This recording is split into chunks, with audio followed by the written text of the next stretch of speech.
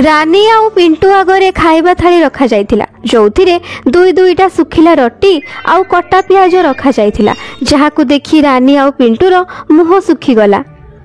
मो खाइबिनी सुखिला रोटी याकु देखिकी ही मो पेट पूरी गला। मु भी खाइबिनी ए गरीब खाइबा। माँ तुम्हें एते काम करी लाभ कौन? तुम्हें तो आमको भलरे तरकारी भी खाइबा को देई पारुन। सबुदिन आमको मिछ कही सेई मूलिया मजूरिया भली खाद्य खुआउच। जदि आमे धनी घर छुआ होइथांतु ताहाले आमको भी धनी घर खाद्य खाइबा को मिलथांता। निज पिलांको धनी भली खाद्य खाइबा जिद को देखी से गरीब निरुपाय माँ आखिरे लुह आसी जाए आउ से कहे, पिंटू रानी निज माँ को टिके समय दियो। पिला माने मु तुमको धनी घर खाद्य निश्चय दिने ना दिने खुआइबी। माँ तुम्हें खाली आमको मिछ प्रतिश्रुति दौच। सत कथा तो एइटा जे धनी घर खाद्य आम भाग्य रे ही नहीं। पिला मानकर एमिति कथा शुणी बिचारी सीमा आखिरे लुह आसी जाए। से ता पिला माननको पई बहुत किछि करबा को चाहुथिला, खास करी ता पिलांको मुठाए भलरे खुआइबा पई चाहुथिला आउ से ता पई बहुत चेष्टा भी करुथिला। किंतु से जोठी काम करुथिला सेठाकार करोड़पति मालिकाणी मिकी बहुत निर्दयी थिला। से सीमार प्रत्येकटी छोट छोट कथारू भूल बाहर करुथिला। पिला माने मो काम को जाउछि, शीघ्र फेरी आसीबी। माँ आमे माने भी कौन तुम साथी रे काम को जाई परिबु कि? एमिति रे भी आज तो रविवार। निज पिलांको आखिरे लुह देखी सीमा सेमानंकु ता साथी रे काम को नहीं जाए। मालिकाणी रो बड़ लंबा चौड़ा बिल्डिंग देखी सेमानंको आखि चमकी उठिला। जेमिति सेमाने घर भितर को गले डाइनिंग टेबुल रे रखा थिबा फल गुडी को देखी निज निज भितरे कथा हेबा को लागिले। देख रानी दीदी सेठी केते सारा खट्टा मीठा फल अच्छी आउ जूस भी अच्छी। हाँ पिंटू मु तो सेई नाली नाली फलर स्वाद चाखिबा को चाहूची। जीवन रे मु केबे भी ए सब खाइनी। तू जानिचु पिंटू ए धनी लोक माने ना पूरा पूरी राजा घर भलिया खाइबा खांती। आसे गले महारानी। तुम गरीब मानंकु टिके ढिला छाड़ी देले मुंडरे चढ़िबा आरंभ हो जाए। एते डेरी रे काम को आसिलु जे आउ ए बस्ती छुआ गुडा को कोउठ उठे आलु जे? नाई मैडम एमाने बस्ती छुआ नुहंती, एमाने मो छुआ। आज छुट्टी तो पिला माने बुली जीवा पई जिद कले। मो बिल्डिंग कोन तते पार्क भली लागुची जे तू एमानंकु उठेई नै आसिलु? सेतिकी बेले से घरर मालिक मिकीर स्वामी आसी पहुंचे। अरे मिकी आसीबाकू दियो ना पिला गुडा, सेमाने आसिले कोन आम घर जागा छोट होई जिवो। जा सीमा जा किछि खाइबा बनै आण। मिहिर भल लोक थिला, ताकू गरीबी आउ परिश्रम दुहींकर मूल्य जଣା थिला। सेइथि पई से सीमा को धनी गरीबर तराजुरे मापु नथिला। सीमा जाई रसोई घरे जलखिया बनैबा को लागे। रसोई घरे सब जिनिस भरपूर थुआ होइथिला। गोटे पटे जोठी धनी लोकंक घरे थाली थाली खाद्य डस्टबिन रे फोपड़ा जाउथिला, सेठी सीमा घरे चुली जलिबा भी कष्टकर व्यापार थिला। भगवानंकर एई दान ही लोकंकु धनी आउ गरीब रे अलगा अलगा करूछि। मम्मी मम्मी मते भोक लागिछि। अले ले ले ले मो गेली झियो को भोक लागिछि। अरे सीमा शीघ्र खाइबा।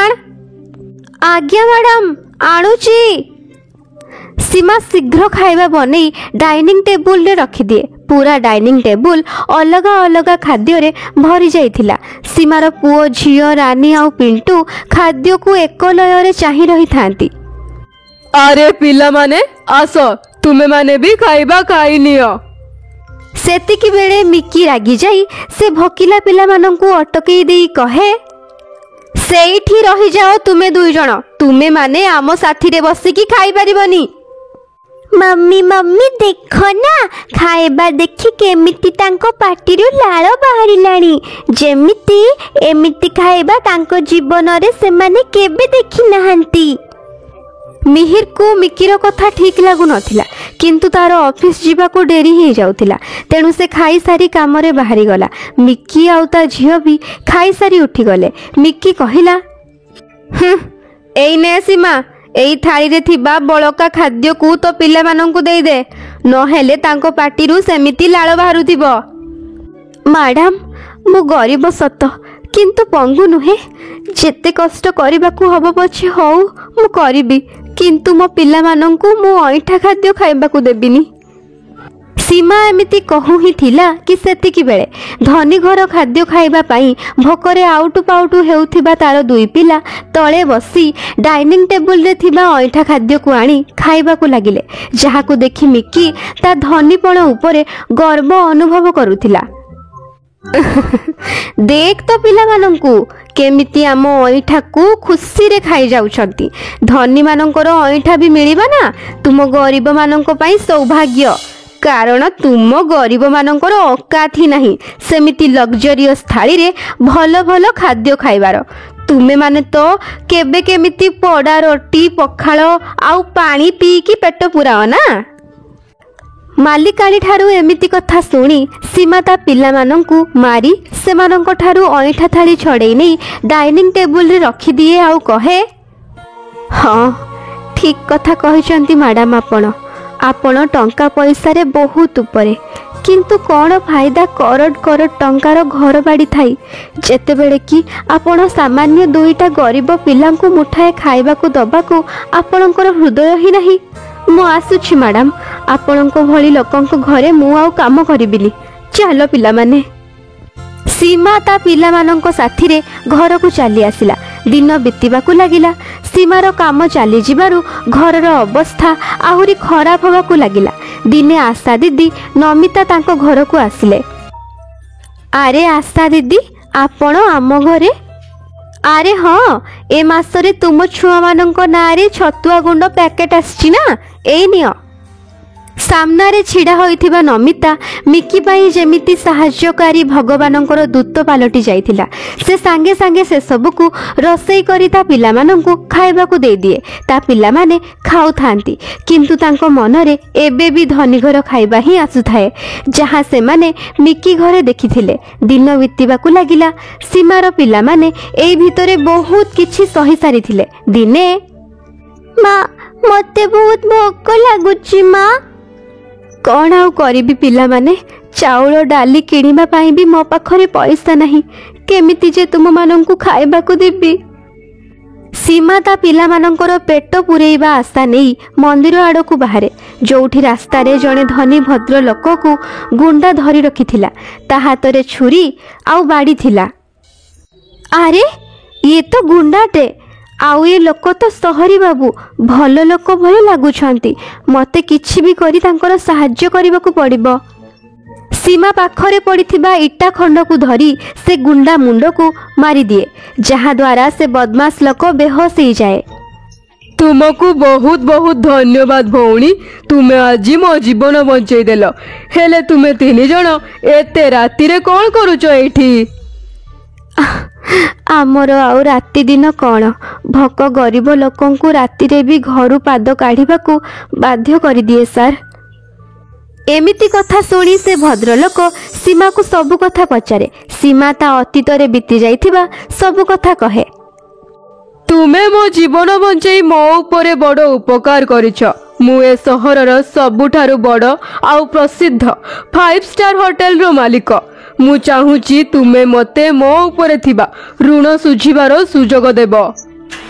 ତାପରେ ସେ ଲୋକ ସେମାନଙ୍କୁ ତା କାରରେ ବସେଇ ତା 5 ଷ୍ଟାର ହୋଟେଲକୁ ନେଇଯାଏ, ଯୋଉଠି ତାଙ୍କୁ ସବୁଠାରୁ ଦାମୀ ଚେୟାରରେ ବସି ଖାଦ୍ୟ ଖାଇବାର ସୁଯୋଗ ମିଳେ। ଏକା ସାଥିରେ ଏତେ ସବୁ ଖାଦ୍ୟ ଦେଖି ତାଙ୍କର ଉଦାସ ଚେହେରା ଖୁସିରେ ବଦଳିଯାଏ। ଆରେ ବା ଦିଦି, ଏତେ ସବୁ ଖାଇବା! ବିରିୟାନୀ, ପିଜ୍ଜା, ପନିର, ପାଓ ଭାଜି, ଚିଜ୍, ଚିକେନ, ପାସ୍ତା, ଆହୁରି କେତେ କ'ଣ! ତିନି ଜଣ ପେଟ ପୂରା ଖାଇବା ଖାଇ ନିଅନ୍ତି। ଆଉ ତାପରେ ସୀମା ଲୁହ ଭରା ଆଖିରେ ସେ ଲୋକକୁ କହେ, ଧନ୍ୟବାଦ ସାର୍, ଆଜି ଆପଣଙ୍କ ପାଇଁ ଏ ଗରିବ ମାଆର ପିଲାମାନଙ୍କର ଧନୀ ଘର ଖାଦ୍ୟ ଖାଇବାର ସ୍ୱପ୍ନ ପୂରା ହେଇପାରିଲା। ଆରେ ନାଇଁ ନାଇଁ ଭଉଣୀ, ତୁମେ ତ ମୋ ଜୀବନ ବଞ୍ଚେଇଛ। ଆଜିଠୁ ତୁମେ ଏଇ ହୋଟେଲରେ କାମ କରିବ। ଏମିତି କଥା ଶୁଣି ସୀମା ବହୁତ ଖୁସି ହୋଇଗଲା। ତା ପରଠାରୁ ସେ ପରିଶ୍ରମ କରି ହୋଟେଲରେ କାମ କଲା। ଆଉ ସେ ତା ପିଲାମାନଙ୍କୁ ସବୁଦିନ ଭଲ ଭଲ ଖାଦ୍ୟ ଖାଇବାକୁ ଆଣି ଦେଉଥିଲା। ଆଉ ସେ ଭଲ ଦରମା ବି ପାଇବାକୁ ଲାଗିଲା।